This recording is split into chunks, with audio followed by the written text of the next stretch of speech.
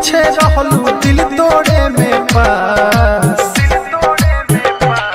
कवना कोचिंग में पढ़लू की कइलू कॉलेजिया क्लास। कवना कोचिंग में पढ़लू की कइलू कॉलेजिया क्लास। बोला हो